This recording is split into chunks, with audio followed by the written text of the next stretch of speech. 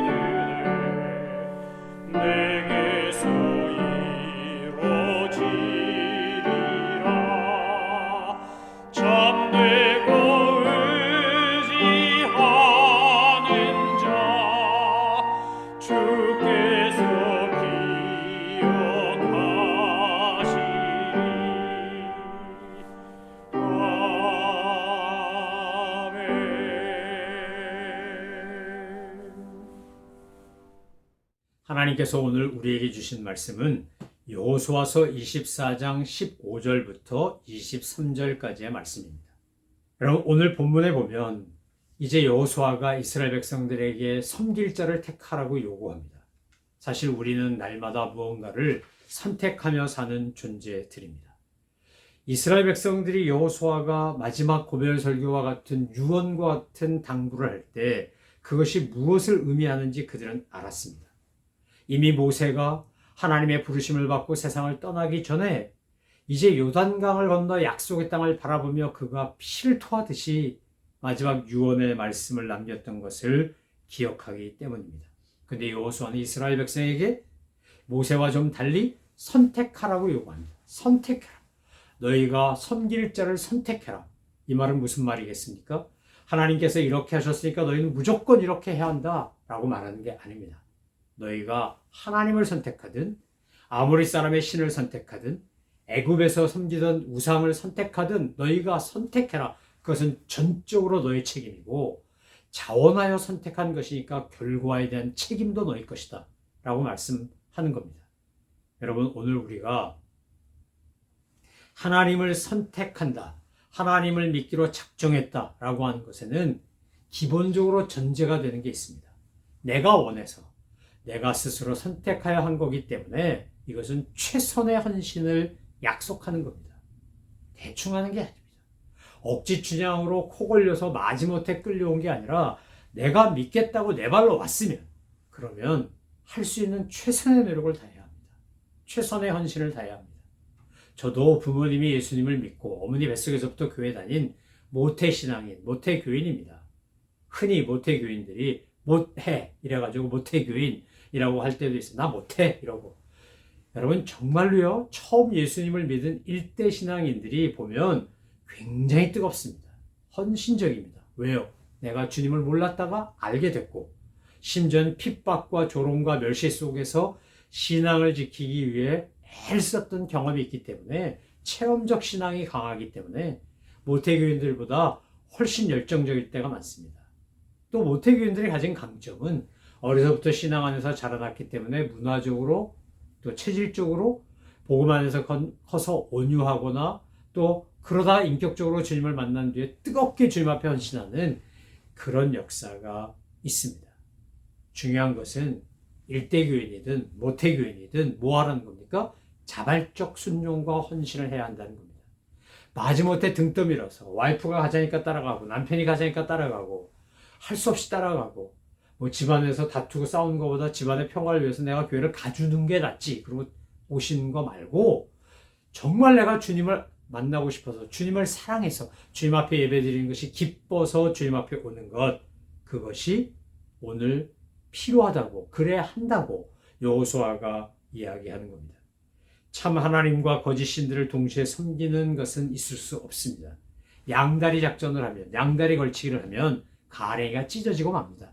세상을 섬기든지 하나님을 섬기든지 진리를 따라 살든지 세상의 풍습을 따라 살든지 이것도 아니고 저것도 아니고 애매모호하게 하면 결국 우리의 온전한 구원은 이루어지지 않습니다. 하나님께 드릴 수 있는 최고의 헌신은 우리 믿음의 최고봉을 이루게 되고 그런 사람들에게 하나님은 놀라운 은혜를 베풀어 주십니다. 여러분, 하나님을 섬긴다고 해놓고 하나님께 복 받아야지 은혜 받아야지 그래서 나와놓고 딴짓하면 어떻게 된다고요? 오늘 본문에 보면 여호와를 버리고 이방신들을 섬기면 너에게 복을 내리신 후에라도 돌이켜 너에게 재앙을 내리시고 너희를 멸하시리라. 그래서 여호수아가 하나님을 가리켜 말한 표현이 뭡니까? 하나님은 질투하는 하나님이라 이렇게 표현합니다. 질투하는 하나님. 여호수아가 하나님을 선택해라, 섬길 자를 택해라, 나와 네 집은 여호와만 섬기겠다 그랬더니 이스라엘 백성들이 아멘 그 소리로 대답하지 않았습니까? 화답합니다. 그런데 막상 그렇게 대답하는데도 여호수아가요 마치 못 믿겠다는 듯이 다시 이야기한 거 아닙니까? 19절에 여호수아가 백성에게 이르되 너희가 여호와를 능히 섬기지 못할 것은 이러면서 강조합니다. 역설적으로 강조하는 겁니다. 반어법으로 강조하는 겁니다. 하나님 앞에서 우리가 정말 진실하게 섬기는 것은 입술로 아멘 한다고 되는 게 아니고 삶으로 그것을 나아가는 겁니다. 살아내는 겁니다. 주님께서 오늘 질투하는 하나님으로 저와 여러분에게 찾아오십니다. 얼마나 사랑하면 질투하시겠습니까? 질투는 사랑하는 사람한테 하는 겁니다. 사랑하지 않는 사람에게 질투하지 않습니다. 사랑하는 사람에게만 질투합니다.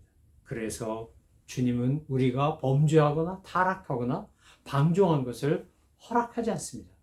여러분, 내가 사랑하는 자녀가 잘못된 길로 걸어갔는데 그걸 잘한다 할 부모가 세상에 어디 있겠습니까? 잘못했다 그러고 야단도 치고 교정도 하고 그래서 바른 길로 가도록 하는 겁니다. 여러분, 죄라고 하는 문제는 우리를 뼛속부터 아니 육신부터 영혼까지 전부 타락시킵니다. 근데 최고의 죄가 뭡니까? 최고의 죄가 하나님의 은혜를 저버리고 하나님의 마음을 아프게 하고 내 마음대로 내 생각대로 내 뜻대로 하는 겁니다. 하나님께서 범죄하는 것을 용납하지 않으십니다. 하나님은 죄를 가증하다고 말씀하십니다. 하나님은 죄가 무분별한 짓이라고 하십니다. 하나님은 죄가 잘못된 선택이라고 말씀하십니다. 하나님은 죄가 하나님을 대적하는 것이라고 말합니다. 하나님은 죄가 결국 사망에 이르는 것이라고 말씀하십니다. 하나님은 죄가 사악한 것이고 하나님은 죄가 마치 오래된 질병처럼 몹쓸 병과 같다고 말씀하십니다. 하나님은 죄가 비극의 씨앗이라고 말씀하십니다. 여러분, 오늘 하나님을 섬깁니다. 하나님을 택했다. 하나님을 따른다라고 할 때 우리가 우상을 버리는 겁니다. 내 안에 잘못된 욕심을 버리는 겁니다. 내 안에 거짓되고 가증된 것들을 버리는 겁니다. 하나님을 믿고 따른다라고 하는 것, 그것은 어떻게 하는 겁니까? 내 존재를 걸고 주님을 닮아가고 따라가는 것입니다. 사랑하는 성도 여러분, 오늘 저와 여러분이 하나님 앞에서 어떤 영적 태도와 자세를 가지고 살아가고 계신가요? 교회를 다니는데, 교회를 와서 예배를 드리는데 그저 왔다 갔다 하는 분들을 보면 얼마나 속상하고 답답한지 모릅니다. 왜 저럴까? 왜 저럴까? 여러분, 하나님 앞에서 우리가 해야 될 건 뭐라고요? 겉으로 드러나는 것은 알 수가 없어요. 하나님만 나와 나는 내 내면, 내 속사람, 내 태도, 내 자세, 내가 주님을 향해 갖고 있는 그 열정, 헌신, 주님을 향한 사랑, 이것은 반드시 드러나게 돼 있어요. 하나님께서 주신 모든 것들을 감사하는 사람은 감사함으로 사랑을 표현하게 돼 있어요. 사랑하는 성도 여러분, 오늘 여호수아를 통해 우리에게 주시는 말씀을 우리가 가슴에 새기며 우리 스스로에게 한번 질문해 보십시다. 하나님, 내 안에 들여다보면 들여다볼수록 우리 안에 영적 무능밖에 없습니다. 마음으로는 주님을 따르고 주님을 기쁘시게 하고 주님께 영광을 돌려드리고 싶은데 저희의 겉을 보면 그렇지 못할 때가 너무 많습니다. 예수님이 함께 기도하자고 초청한 제자들이 육신이 피곤하여 잠이 들어버렸습니다. 예수님은 겟세마네 동산에서 너무 괴로워서 땀방울이 핏방울이 되도록 기도하며 씨름하고 있었는데 제자들은 잠들어 버렸어요. 그때 주님이 뭐라 그러셨죠? 마음은 온유하되 육신이 약하구나. 나무라기보다는 그들을 이해하셨어요. 여러분, 우리가 하나님 앞에 정직하게 그렇게 나가셔야 돼요. 하나님 마음으로는 하나님의 법을 온전히 따르고 싶습니다. 그런데 육신으로는 자꾸 세상을 따라갑니다. 이게 사도 바울의 고백 아닙니까? 내가 마음으로는 성령의 법을, 육신으로는 육체의 법을 따라간다. 오호라 나는 곤고한 사람이로다. 누가 나를 이 사망의 몸에서 건져내랴. 여러분, 우리가 정직하게 하나님을 섬기고 하나님을 따르고자 할 때 확인되고 인정되고 고백할 수밖에 없는 게 우리의 무능함입니다. 우리의 이중성입니다. 우리의 연약함입니다. 그래서 하나님 앞에 은혜를 구해야 합니다. 하나님만 섬기고 싶습니다. 하나님만 따르고 싶습니다. 말씀대로 살고 싶습니다. 말씀이 내 발에 등이요 내 길에 빛이니까 그것을 따라가고 싶습니다. 근데 주님, 이 못난 자아가, 이 못된 속사람이 자꾸만 저를 다른 데로 끌고 갑니다. 여러분 아시는 찬양 중에, 보험성가 중에 주님이여 이 손을 꼭 잡고 가소서, 그런 찬양 아십니까? 많이 부르셨죠? 저도 좋아하고 간절한 마음으로 기도할 때마다 그 찬양했습니다. 주님이여 이 손을 꼭 잡고 가소서. 그 찬양 부를 때마다 주님 제 손 붙잡고 가셔야 합니다. 제 손 붙잡고 가시지 않으면 저는 엇길로, 딴 길로 갈 수 있습니다. 제 손 꼭 붙잡고 가주십시오. 간절히 기도하고 주님 앞에 나아갈 때 하나님께서 그렇게 역사하십니다. 여러분, 헌신은 다른 게 아닙니다. 하나님만을 바라보고 하나님만을 의지하고 하나님만을 신뢰하고 삼위일체 하나님을 내 마음에 품고 내 마음의 보호자에 우리 주 예수 그리스도를 비롯하여 성삼일체 하나님이 좌정하고 계시면서 주님이 기뻐하시고 원하시는 것을 향하여 주님의 눈길이 가는 곳에 내 눈길이 가고 주님의 손길이 가는 곳에 내 손길이 가는 것입니다. 하나님의 눈으로 세상을 보는 것은 우리가 하나님을 섬길 때 가능합니다. 하나님의 마음이 내 마음이 되기 때문이고 하나님의 눈물이 내 눈물이 되기 때문이고 하나님의 기쁨이 내 기쁨이 되기 때문입니다. 믿음은 선택입니다. 믿음은 내가 섬길 자를 택하고 더 나아가서 그 섬길 자를 향하여 나의 최선을 다한 헌신으로 이어지는 것입니다. 사랑하는 성도 여러분, 오늘 우리에게 베푸셨던 하나님의 은혜를 기억하고 감사하며 하나님만을 섬기기로 선택하고 하나님 앞에 온전하게 주님을 기쁘시게 여기며 주님을 기쁘시게 하며 주님의 사랑과 기쁨을 누리며 그렇게 믿음의 정을 함께 걸어가시지 않겠습니까? 저와 여러분을 통해 큰 일을, 아름다운 일을, 위대한 일을 주님이 하기를 원하십니다.